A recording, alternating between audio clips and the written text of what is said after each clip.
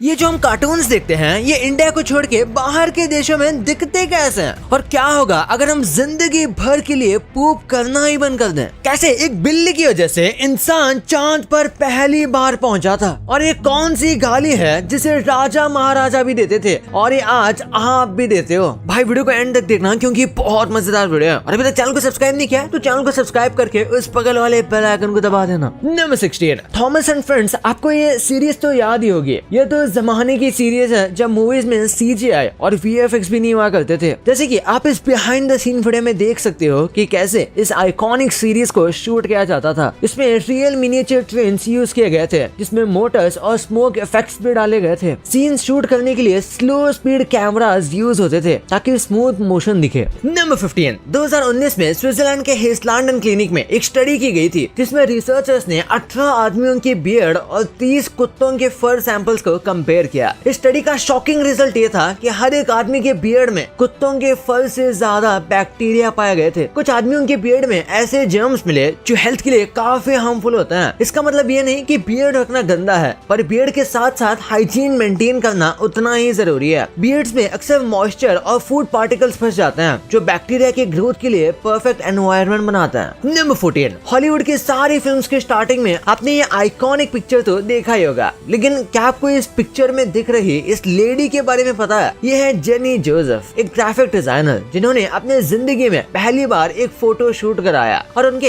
इसी photo shoot की photos को कोलंबिया पिक्चर्स ने अपना लोगो डिजाइन बना लिया जिसे द टॉर्च लेडी कहा जाता है। और उससे भी ज्यादा इंटरेस्टिंग बात यह है कि जेनी जोसेफ ने इसके बाद दोबारा फिर कभी प्रोफेशनल फोटो शूट करवाया ही नहीं। नंबर 13 मिडिल फिंगर दिखाना आज एक इंसल्टिंग जेस्चर माना जाता है, पर क्या आपको पता है कि ये प्रैक्टिस लगभग 2800 साल पुरानी है। एंशिएंट ग्रीस और रोम में इसे डिजिटस इम्पीडियस कहा जाता था जो कि एक डिसरिस्पेक्ट का सिंबल था। यहाँ तक कि फिलोसोफर्स और ग्लैडिएटर्स भी इसे टॉन्ट करने के लिए यूज करते थे। नंबर 12 क्या आपको पता है हम जिन प्लेन से ट्रैवल करते हैं वो कई टाइप्स के भी होते हैं। वैसे तो देखने में काफी सेम लगते हैं, लेकिन अगर इनके इंजन को ध्यान से देखा जाए तो डिफरेंस साफ पता चलता है। जैसे कि जो planes land to land fly करती है उनके इंजन छोटे होते हैं और ये काफी फ्यूल एफिशिएंट होते हैं। वही जो planes ocean to ocean fly करते हैं उनके इंजन्स काफी बड़े होते हैं जिनकी फ्यूल कैपेसिटी भी बहुत ज्यादा होती है। नंबर 11 ज्यादातर लोग सोचते हैं कि जो हमेशा हंसता हंसाता है वो अंदर से भी काफी खुश होता होगा, पर रिसर्च कुछ और ही कहती है। स्टडीज के मुताबिक कॉमेडियंस और फनी लोग बाकियों से ज्यादा डिप्रेशन फील करते हैं। इसका एक रीजन है ट्रैजिक क्लाउन पैराडॉक्स, जिसमें लोग अपने अंदर की तकलीफ को हंसी मजाक के पर्दे में छुपा लेते हैं। रॉबिन विलियम्स जैसे लेजेंडरी कॉमेडियंस इसका परफेक्ट एग्जांपल है। इससे पता चलता है कि हंसी की आदत होने का मतलब ये नहीं कि इंसान अंदर से भी खुश है। कभी कभी सबसे फनी लोग सबसे ज्यादा दुख में होते हैं। नंबर 10 जरा सोचिए आप एक ग्रैंड शो की टिकट खरीद के गए, बढ़िया पॉपकॉर्न कोल्ड ड्रिंक्स लेके। शो शुरू होने का इंतजार हो रहा है, शो शुरू होने की अनाउंसमेंट भी होती है। आप इधर अपने पॉपकॉर्न कोल्ड ड्रिंक खोलना शुरू करते हैं, उतनी ही देर में शो खत्म। कैसा लगेगा आपको? ठीक ऐसा ही एक इंसिडेंट सैन डिएगो में हुआ था जहाँ एक 18 मिनट का फायरवर्क शुरू होना था, लेकिन ये शो सिर्फ 25 सेकंड में खत्म हो गया एक छोटे से कंप्यूटर ग्लिच की वजह से। जैसे कि आप इस वीडियो में देख सकते हो कि कैसे सब फायरवर्क्स एक साथ ही फट गए। नंबर 9 अगर आप लाइफ में बेटर डिसीजंस लेना चाहते हो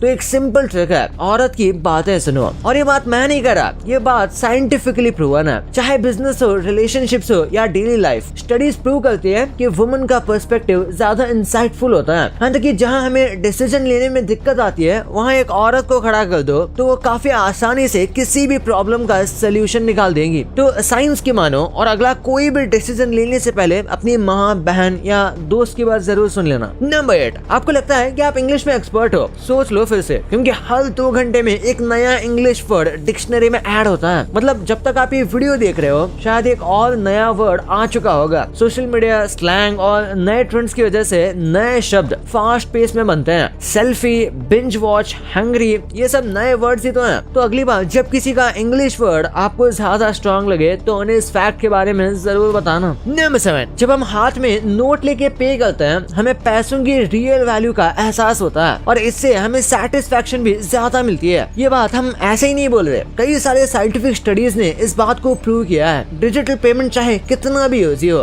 पर कैश खर्च करने से लोग ज्यादा सेटिस्फाइड और खुश रहते हैं। नंबर 6 क्या आपको पता है एक इंसान हवा में भी अटक सकता है? जी हाँ, अगर हम किसी ऐसी जगह पर हो जहाँ ग्रेविटी बिल्कुल जीरो हो, हम वहाँ हवा में ही स्टक हो सकते हैं, बिल्कुल वैसे ही जैसे इस वीडियो में दिखाया गया है। इस वीडियो में एक्सप्लेन किया जा रहा है कि अगर एटमॉस्फेयर में ग्रेविटी ना हो तो फ्रिक्शन बिल्कुल जीरो होगा। ऐसे में किसी भी बॉडी का मूवमेंट काफी मुश्किल होगा। इसी वजह से जो एस्ट्रोनॉट स्पेस में जाते हैं वो ज्यादातर अपने स्पेस क्राफ्ट के आसपास ही रहते हैं, वरना वहाँ उनकी हालत क्या होगी इमेजिन करना भी डर लगता है। Number 5, owls don't have eyeballs. जी हाँ, आपने सही सुना, आउल्स के आईबॉल्स नहीं होते, बल्कि उनकी आंखें ट्यूब शेप्ड होती हैं। उनकी आंखें उनके स्कल में फिक्स्ड होती है, जिसका शेप एक सिलेंडर की तरह होता है और इसलिए वो अपनी आंख घुमा नहीं सकते जैसे हम करते हैं। पर इसका सोल्यूशन भी नेचर ने उन्हें दिया है। आउल्स अपने सर को 270 डिग्री तक घुमा सकते हैं बिना किसी डैमेज के। आपको बता दें कि आउल्स की आंखें लाइट सेंसिटिव होती हैं और इसलिए उन्हें ज्यादातर रात में उड़ते और शिकार करते हुए देखा जाता है। नंबर 4, जरा ठहरिए, क्या ये आपको पेंटिंग समझ में आ रही है?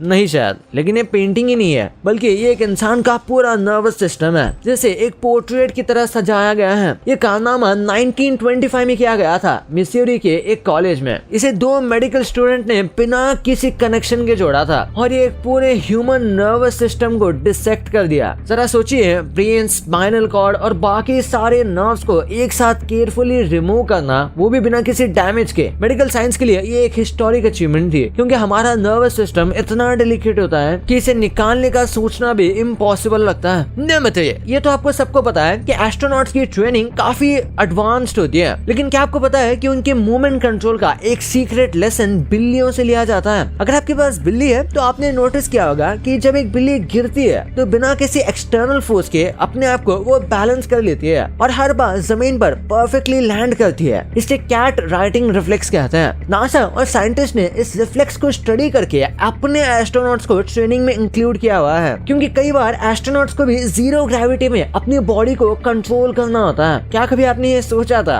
कि स्पेस जाने के लिए रॉकेट साइंस के साथ साथ आपको बिल्ली के मूव्स भी सीखने होंगे? नंबर 2, सोच के देखो, अगर हम कभी भी पॉटी ना करें तो क्या होगा? शुरुआत में तो लग सकता है कि लाइफ इजी हो गई, ना कोई वॉशरूम, ना कोई टेंशन, ना ही गंदगी, बट एक्चुअली में रियलिटी काफी हॉरिफाइंग है। जब हम खाना खाते हैं तो बॉडी न्यूट्रिएंट्स अब्सॉर्ब करती है और जो वेस्ट होता है वो निकलना जरूरी होता है। अगर हम पॉटी कभी ना करें तो ये वेस्ट बॉडी के अंदर ही जमा होता रहेगा। पहले कॉन्स्टिपेशन होगा, फिर स्टमक एक्सट्रीम पेन करेगा और धीरे धीरे बॉडी के टॉक्सिन्स ब्लड में घुसने लगेंगे और इससे ऑर्गन फेलियर तक हो सकता है। एक और शॉकिंग बात, अगर हम कभी भी पूप ना करें तो हम लिटरली एक्सप्लोड भी हो सकते हैं। हाँ, ये थोड़ा फिल्मी साउंड कर रहा होगा, बट मेडिकली अगर इंटेस्टाइन ज्यादा वेस्ट से भर जाए तो रप्चर होने का चांस काफी है, जो लाइफ थ्रेटनिंग हो सकता है। तो याद रखना, पूप करना एक ब्लेसिंग है। ये बॉडी के नेचुरल डिटॉक्स सिस्टम है जो हमें जिंदा रखती है। नंबर 1, आपने बचपन में ये सारे कार्टून्स तो जरूर देखे होंगे, लेकिन अगर मैं आपको बताऊं कि अलग अलग देशों में ये कार्टून्स अलग अलग दिखाए जाते हैं तो क्या आप विश्वास करेंगे? जैसे ऑगी एंड द कॉकरोचेस, ये कार्टून जिसे इंडिया में इसके डबिंग आर्टिस्ट ने फेमस किया है, वही पाकिस्तान में इसे कोई पूछता भी नहीं। इंडिया में इस कार्टून के एक एक कैरेक्टर को आवाज दी गई है, जैसे शाहरुख खान, नाना पाटेकर और सनी देओल। पाकिस्तान में इस कार्टून पर उतनी मेहनत नहीं की गई। हम जो डोरेमोन देखते हैं वो तो बिल्कुल जापान के कार्टून का कॉपी है, उसमें बस डबिंग कर दी गई है। लेकिन अगर यूएसए की बात करें तो वहाँ डोरेमोन को पूरी तरह से बदल के दिखाया जाता है, जिससे वहाँ के ऑडियंस कंफ्यूज ना हो, जिससे वहाँ के डोरेमोन का कोई कैरेक्टर चॉपस्टिक यूज नहीं करता, सब चम्मच का इस्तेमाल करता है। इसके अलावा यूएस में डोरेमोन के कैरेक्टर्स के नाम भी अलग हैं। पोकेमोन में भी कुछ ऐसा ही सीन है, जैसे टीवी में कैरेक्टर्स राइस केक खाते हुए दिख रहे हैं, लेकिन डब में राइस केक नहीं बल्कि डोनट कहा गया है। जो बेंटन आप इंडिया में देखते हो वो ओरिजिनल नहीं है, उसके ओरिजिनल वर्जन काफी लंबे एपिसोड्स हैं, लेकिन इंडिया में बेंटन के एपिसोड्स में कुछ एंड के और कुछ शुरुआत के एपिसोड्स काट दिए जाते हैं ताकि ब्रॉडकास्टर को एडवर्टाइज करने का टाइम मिल सके। भाई ये तो आपको पता चल गया, पर ये फूड्स पहले के टाइम में कैसे दिखते थे ये कभी आपने इमेजिन भी नहीं किया होगा। और आप यूट्यूबर्स के नॉर्मल चैनल्स तो देखते होंगे, लेकिन इनके ऐसे सीक्रेट चैनल्स भी हैं जिनके बारे में आपको पता भी नहीं है। और सुबह उठते ही ये कौन सी खराब आदत है जो आपके लिए बहुत अच्छी है, वो कौन सी आदत है इस वीडियो में पता चल जाएगा। तो इस वीडियो को जाके देखो यार, और अभी तक चैनल को सब्सक्राइब नहीं किया तो चैनल को सब्सक्राइब करके उस बगल वाले बेल आइकन को दबा देना। तो मिलते हैं अगले वीडियो में, तब तक के लिए